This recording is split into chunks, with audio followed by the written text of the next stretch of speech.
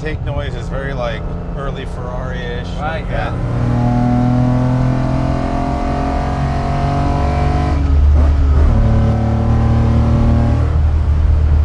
Yeah, it really likes to live at the top end, doesn't it?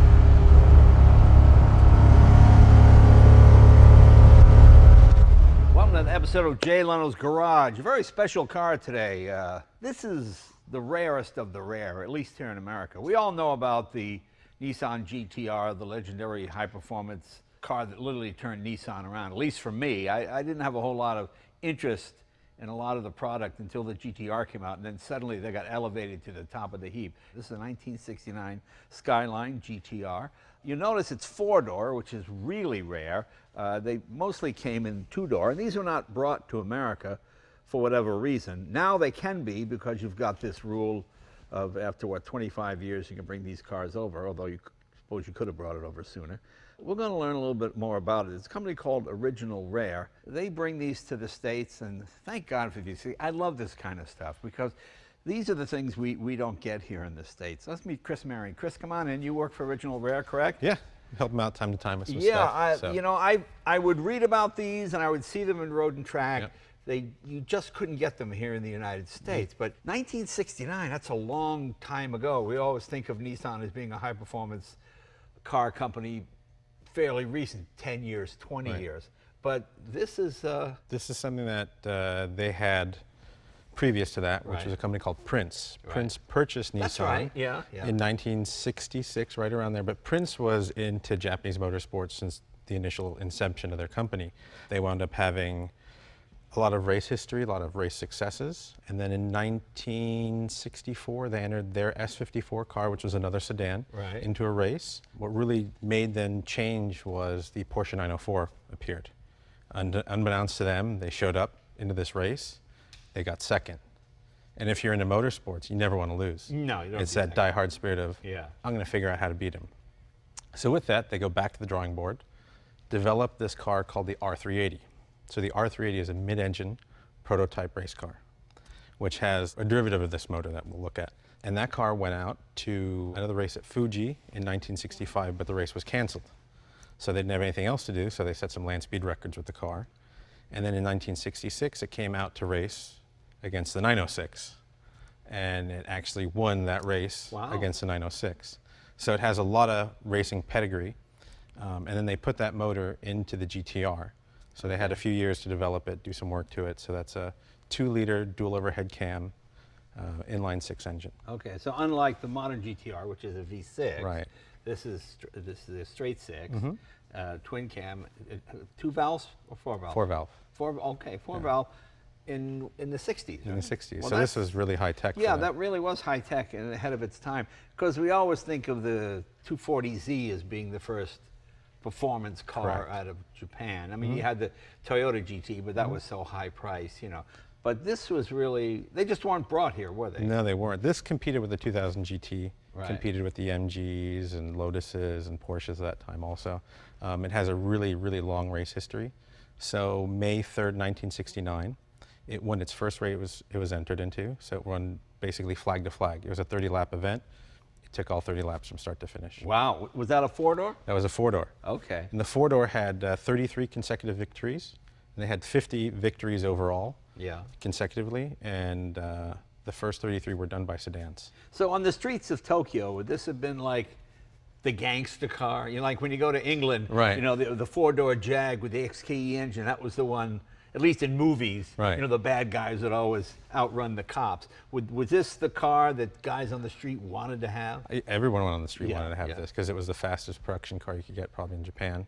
You know, 4 doors. And what would it have cost in the United States in '69? I imagine it probably would have been expensive. That I don't know. Because I've got a Mazda Cosmo. And that's the first rotary. But when it was introduced, we weren't that far away from World War II. Japanese products were not seen as superior, at the time, or even equal, really. So consequently, we could get an XKE or Corvette or this strange car with an engine nobody ever heard of. So they never brought them here.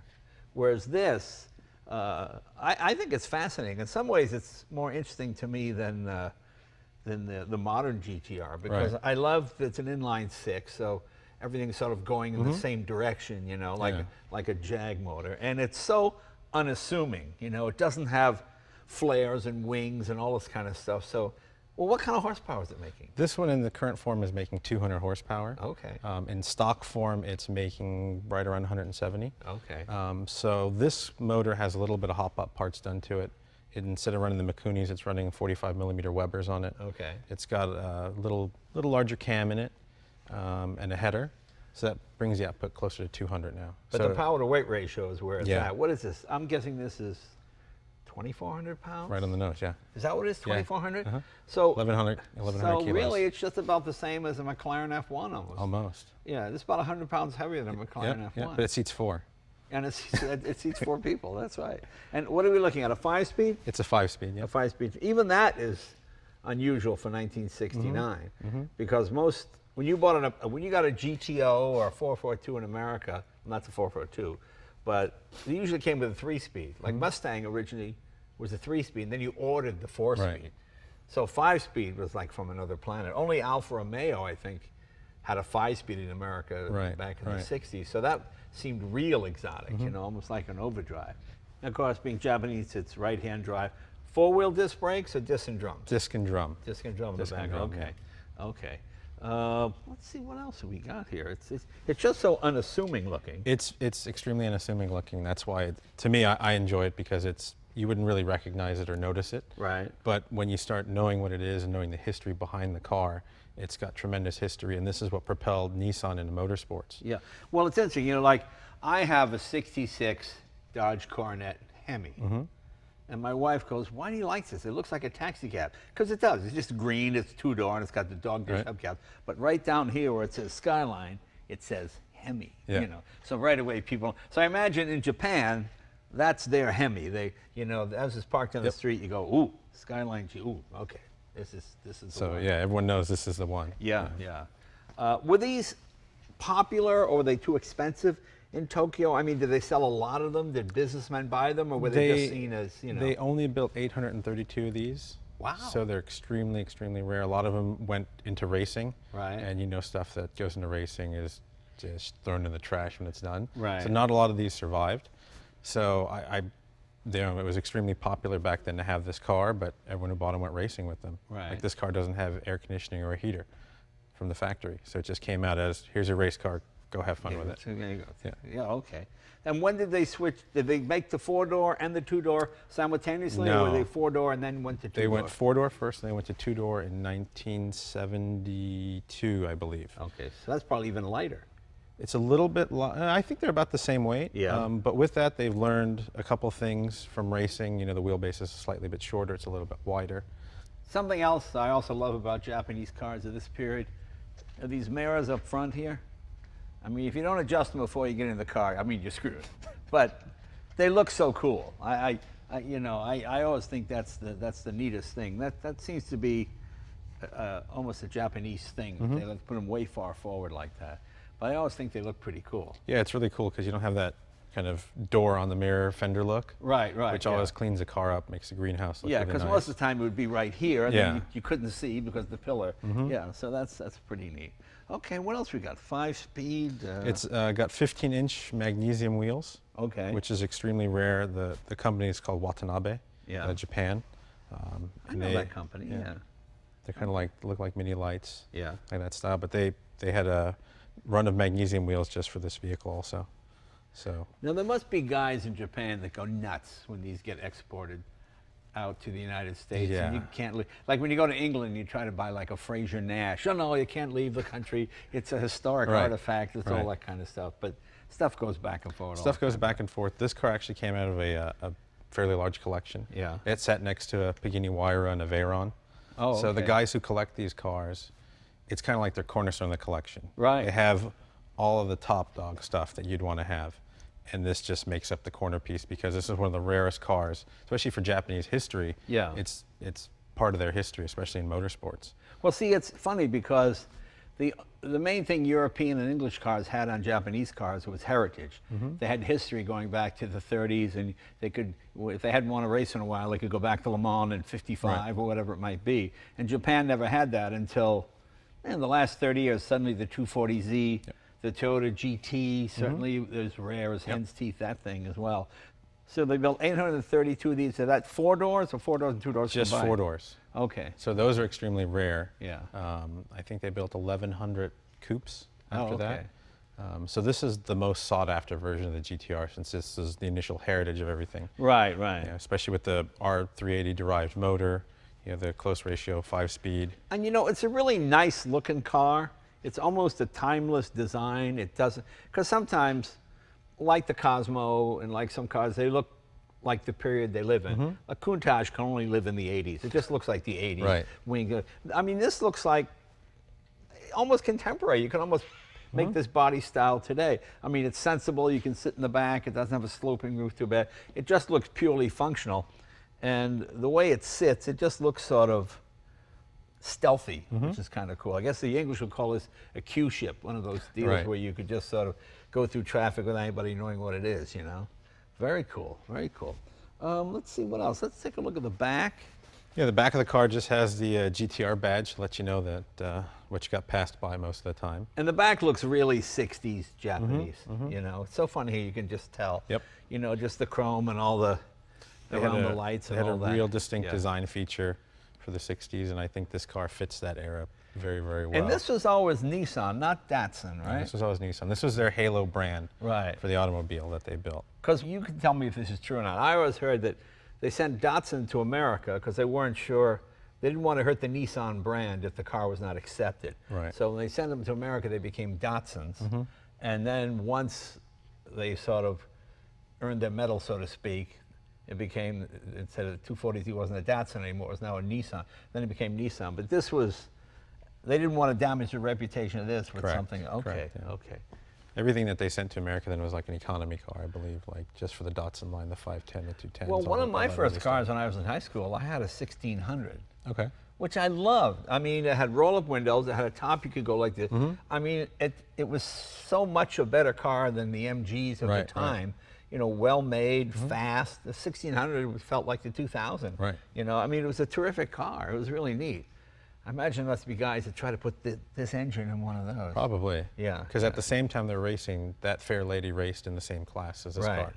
So you'd have to take a look at all that stuff that they ran up against and kind of say, wow, this is like a spaceship compared to that running. Now, my other question is, Skyline is not a Japanese word. No. So what was the Japanese name for this? So this transferred over from the Prince. Prince had a full line of cars called the Skyline. They had their sedans, coupes, and all that stuff, so that was their premier brand. But why Skyline? That sounds like a Western name, you know? I think they just wanted to be very city. I don't know the origins of that one. Yeah, so. yeah. Well, sometimes having, like in Italy, the Maserati Quadriport, it sounds exotic, but it just means 4 doors. Right, right. You know, so that's the same thing, okay. So there was no Japanese name for this car. It was actually called the Hakosuka, which in Japanese you translate roughly, it calls like boxy skyline. Boxy skyline. Yeah, it doesn't sound Hakosuka, whatever it is. That sounds better than, I got a boxy skyline. Yeah, then that doesn't quite work. Yeah. Can we open the hood? Yeah, let's do it.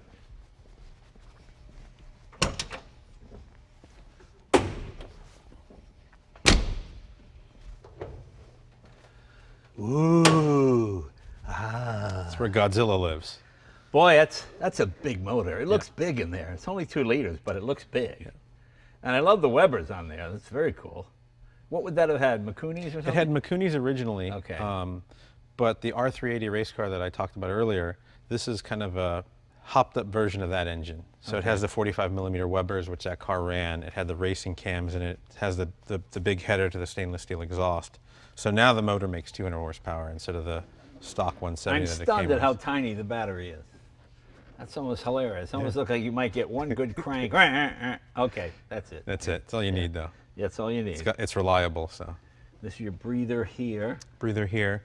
It's got a larger aluminum radiator on it. Yeah, and it looks like a totally modern power plant. It doesn't look like something from... No, it doesn't look like something from 1969. No, it basically. doesn't at all. It doesn't at all. Very sexy with the Webers on there.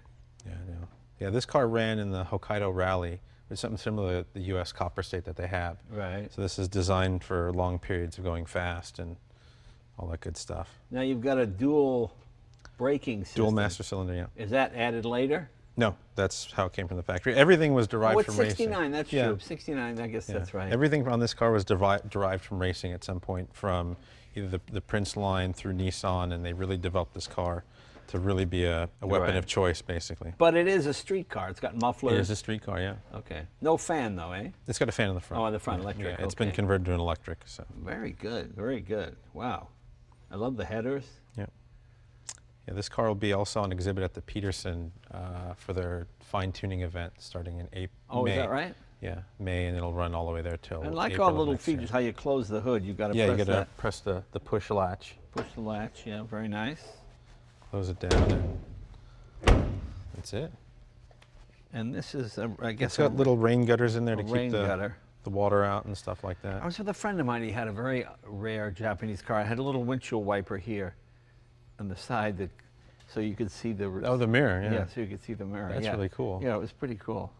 Is that leather or vinyl interior? It's a vinyl interior. Vinyl interior, but really high end. Yeah, and this, if you look at some of the other GTRs or GTR clones of that era, the seats are specific to the GTR also. And what is this here? That was a GPS kind of timer that they had for the rally, but we took it out since it's not that necessary here now. So. I mean, this is probably one of the best kept secrets. Yep. For car enthusiasts. I mean, because I never saw it in a film. No. You know, when they would shoot shows in Japan, there would be, like with James Bond, of course. Right. They had the 2000 GT. 2000 GT. But I mean, it just seems like the perfect getaway car. They were good at racing and I guess not marketing back then. So all they want to do is win races, and that's how they sold a lot of these, because if you watch the races, you bought the car. I love the way the gas cap opens, so it keeps the side, that keeps the line Yeah, clear. they did a lot of design work on this car to make sure it was clean. And it's actually pretty large. Yeah. Even by American standards, because it looks like there's quite a bit of rear leg room. There's quite a bit of room in the back seat. Yeah. I mean, but they did that because if it was too small, the car wouldn't handle that well. Right. So a lot of stuff they derived from the chassis Right. to make sure it worked really well. And you know, a lot of these cars had the back seats removed anyhow to go racing. So. Now this surprised me, this GTR badge. It looks almost modern, and it seems almost out of place. I never think of Japanese as putting stuff out there in your face. Right. You know, usually it's subtle, it's in the background. And something I've never seen before, maybe I just never noticed, this N right in the middle of the grille. Did they do that in a lot of Japanese cars in the period? That was only for this GTR. Oh, okay. And this was the first car to wear the GTR badge, which stands for the Gran Turismo Racer. Right. So this is kind of the beginning for their heritage line, basically. And how many of these are in the States? I think 2. Wow. So there aren't that many in the You mean States. one more plus this one? Yeah, Wow. that's it. So there's only 2 in the country. Boy, it's just a fascinating automobile. It really is. And just the fact that it's a 6, which makes it pretty exotic. Yeah, it's when you drive it, that's where it all kicks in. So. Yeah, I mean, it's just such an exotic engine, even by today's standards. Twin cam, 4-valve, you know, pretty advanced. Nobody was doing 4-valve straight 6s. There weren't too many. Even Jag was always, you know. Right. Yeah, that's why in a lot of these cars, the motor was taken out and they put the L-Series motor in, like the Z, because it was way more cost efficient to operate that motor. Sure. So a lot of these got thrown out, tossed by the wayside, so having a complete car is actually another rarity also.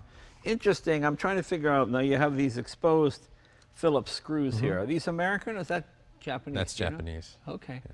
And that's what, so you could get to the wiper motor and everything? Wiper motor. Everything was accessible because in motorsports, you got to get to it quick. That's right. I keep laughing that it was built as a 4-door race car, which seemed, was there a saloon class, as they called it? No, that's just what they had to work with. Yeah, okay. So. Well, can we take it for a ride? Yeah, let's do it. I'm very excited about this one. See, I almost got in on this side. That shows you how stupid I am. But I didn't fall for that. I'm going to go around and get it on the right side. So there you go. Cool.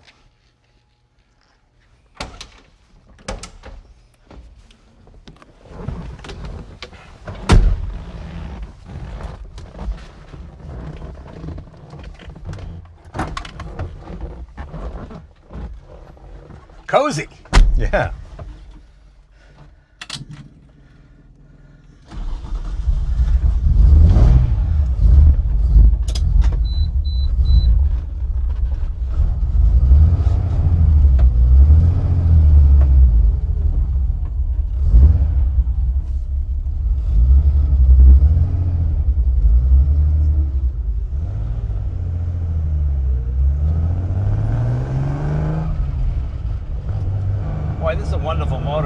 surprised they didn't do more with this. It was just really expensive to produce, expensive to maintain, and then the L series motor that's in the normal Z, you can punch it out to 3 liters. Yeah. Makes all the power more reliable, so. I try to keep forgetting this is only 2 liters. Yeah. It's rev happy, it just looks so big under the hood. Like the first time I saw it, I'm like, that's 2 liters? It looks like it should be like 6 liters. I know. But you think about it, and there were guys driving these things at 10 sliding around corners. And living in red line. I wonder how many got destroyed. A lot. Yeah. A lot.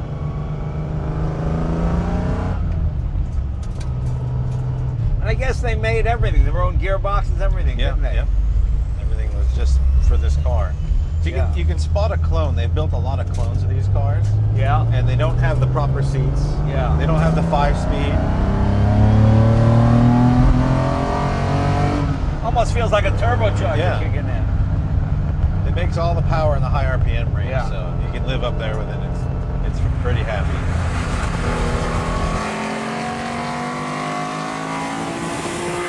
Yeah, the intake noise is very like early Ferrari-ish. Right, like yeah. that.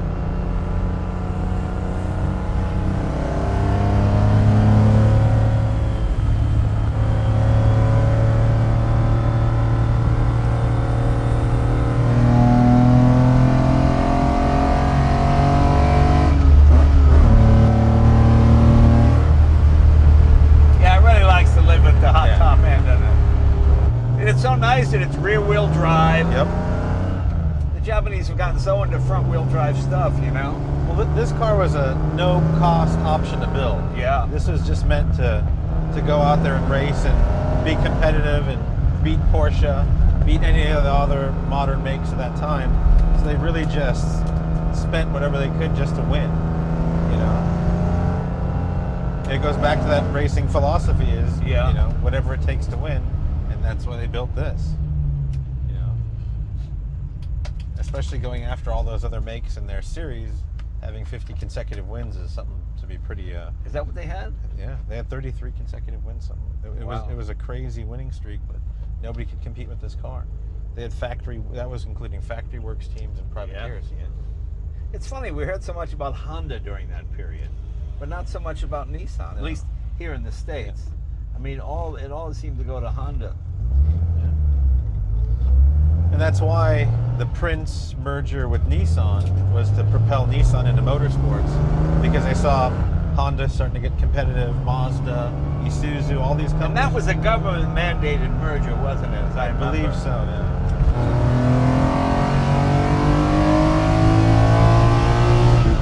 Yeah, so this motor was basically built to compete with the 904 Porsche, the 906 Porsche. So they had to come out with something that was extremely robust, reliable, could take a real beating. So funny, I feel these tires moving around.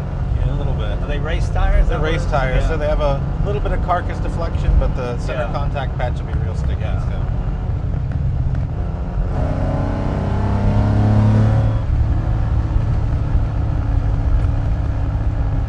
Yeah, and a lot of this stuff was never advertised or known to America that they had these cars, you know, in Japan. The 2000 GT was kind of a known thing in America. Right. But they never had this brought over, basically. Plus, in the 60s, guys your age were World War II veterans.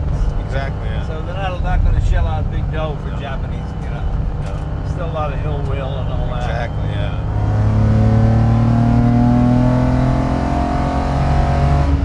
So tell me about Original Rare. What is it you guys do? So the guys over there, we do, we help clients out with acquiring cars, selling cars, buying cars, handling large collections. You know, I help them time to time with cars and, you know, getting stuff set. So we wind up doing a little bit of everything. So we're kind of consultants, brokers, buyers. Yeah. If there's something rare that you're looking for, we usually know where to find it. Any unusual car that really surprised you that you were like, you like this one? Like this one, and then recently we had a client that has a Koenig street car, which is a 962 street car. So, you know, I mean, just all kinds of stuff. Yeah, I've driven that. It's fast. F40 Michelados. There's a lot of stuff. You know. Is this the first one of these that you've driven? Yeah, this is one of the first ones that I've driven. You know, it's been one of those things where you've only read about it and seen it, and then actually getting to drive it's a whole other experience. Yeah.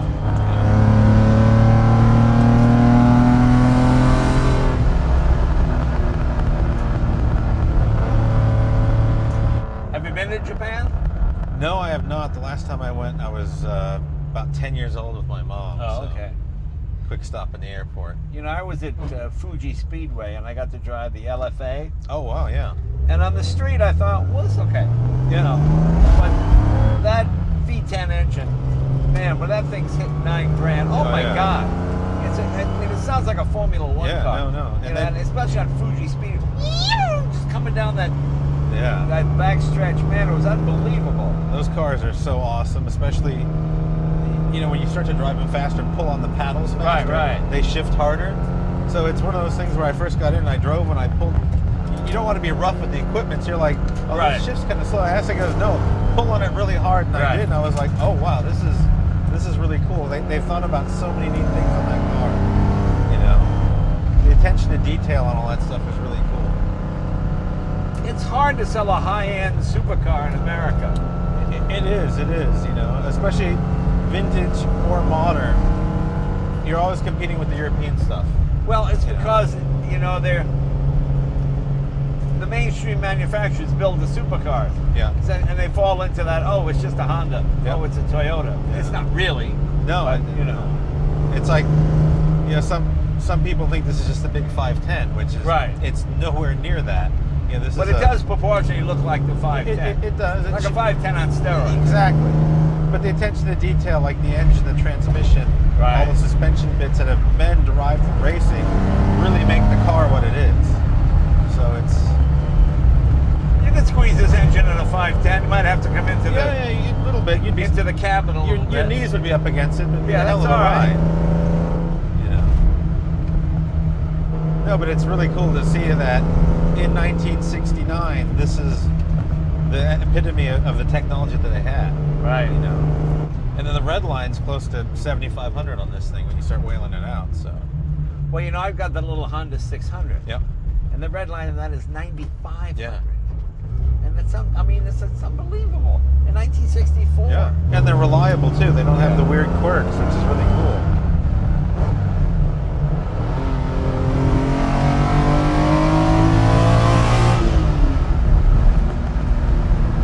That screams. What do you think is going to be the next high-dollar Japanese car? My pick would be something from the 90s. Like what? Probably say the Type R Integra, the Supra, all that 90s stuff that's coming out of Japan right now, R32 GTR, all those things that you couldn't get that were the forbidden fruit in America. Once those start to become a little bit more known in the mainstream, those are going to go up really big, really big. So, because in that era that this car lived in, there were so many cool cars coming out of Japan. Right. Like you had the 2000 GT, the Mazda Cosmo, you know, this GTR. So they were really in almost like an arms race of who could build the best car.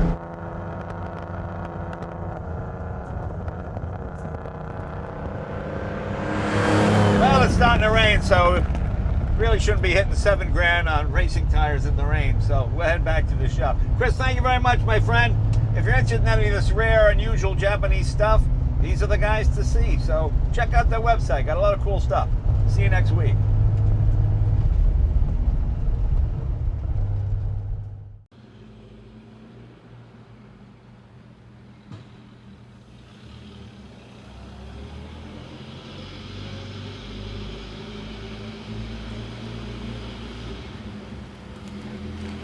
Mm-hmm.